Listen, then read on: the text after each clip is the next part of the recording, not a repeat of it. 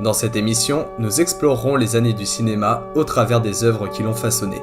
Pas forcément les longs métrages les plus populaires, mais assurément ceux qui m'ont le plus marqué et qui peut-être auront également une résonance en vous. Des chefs-d'œuvre incontournables aux perles méconnues, laissez-vous embarquer dans ce voyage à travers le temps. Contrairement aux épisodes précédents, on va un peu s'organiser dans notre exploration de l'année 1905. Nous allons structurer notre voyage en 3 étapes. Le premier lieu que nous allons visiter pourrait s'appeler les Terres oubliées si l'on est un peu romanesque. Un étrange endroit où les œuvres n'existent plus que dans les souvenirs. Un endroit où les œuvres, d'une manière ou d'une autre, ont quitté le plan de l'existence.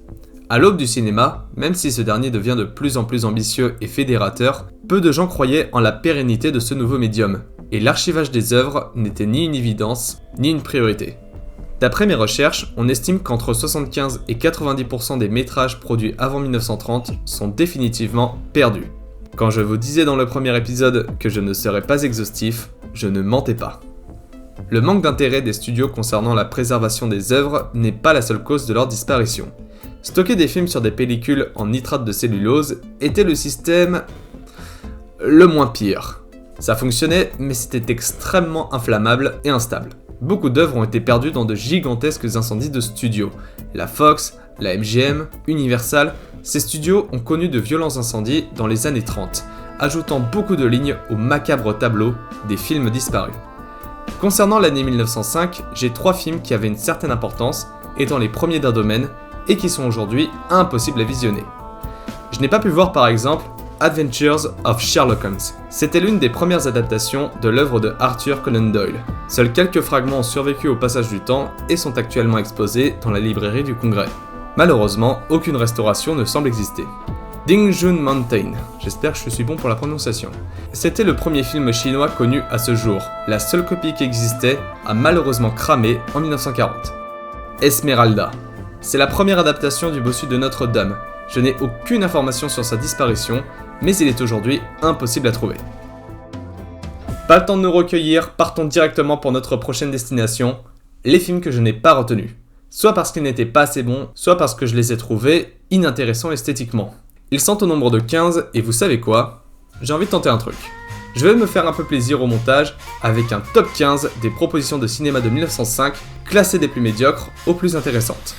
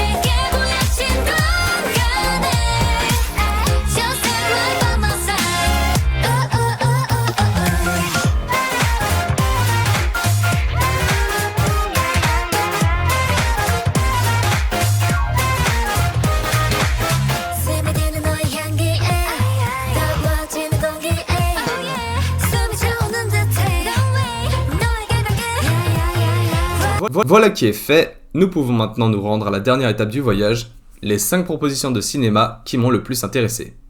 On commence à la 5e position avec 5 O'Clock Tea, réalisé par Alice Guy. Je comprends pas ce que je suis en train de voir. Enfin si, évidemment je me doute que le décor derrière le gars est une peinture, mais c'est surtout au niveau du son que le film est particulier. Vous le savez peut-être déjà, mais la technologie Vitaphone, permettant de réaliser une captation sonore synchronisée avec la captation cinématographique lors d'une projection en salle, a été créée en 1926 pour le film Don Juan, puis popularisé en 1927 par le film de Jazz Singer. Sachant cela, expliquez-moi ceci. C'est pas de la mais du... Comment est-ce possible ?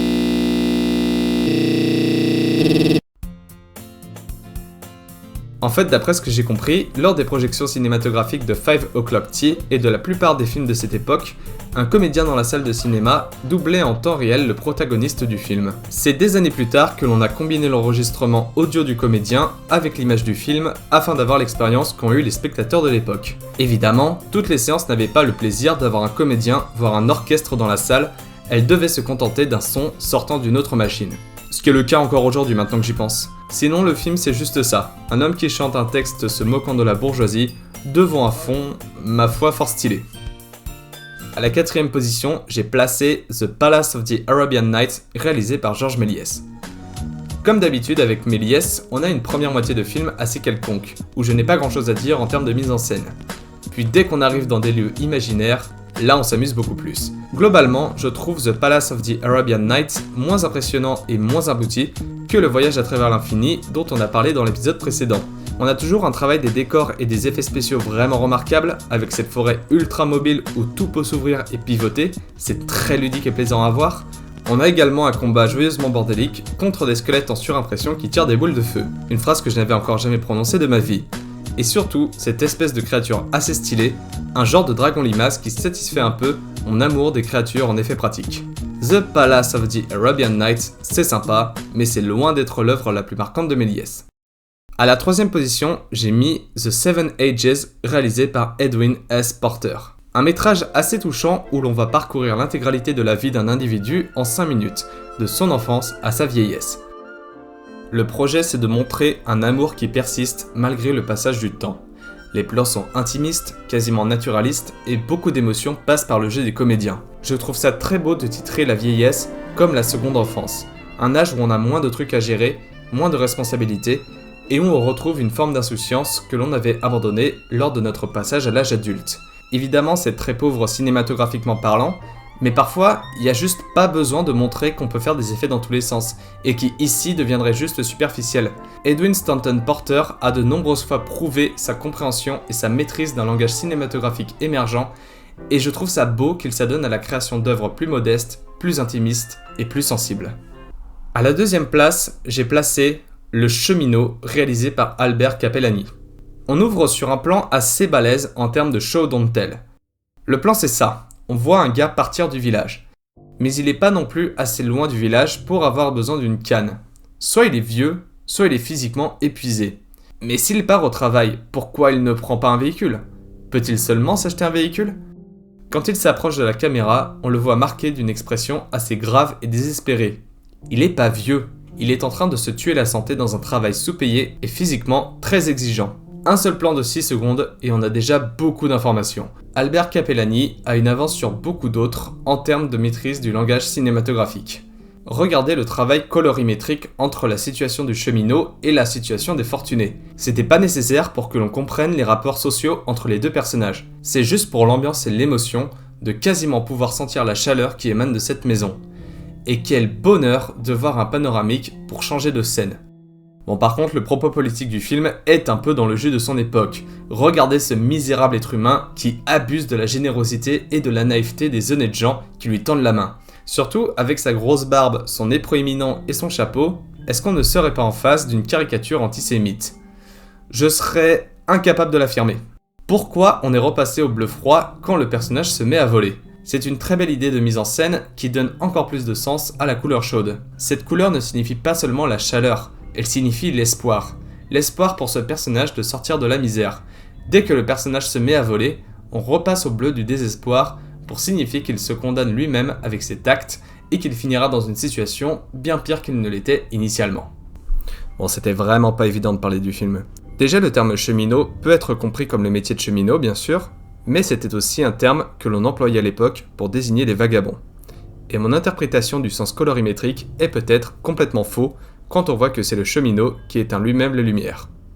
Voilà, très agréable de se rendre compte de ça quand on arrive à la fin du montage. En cette belle année 1905, le meilleur film que j'ai pu voir, c'est bien évidemment The Trainwreckers, réalisé par Edwin Stanton Porter.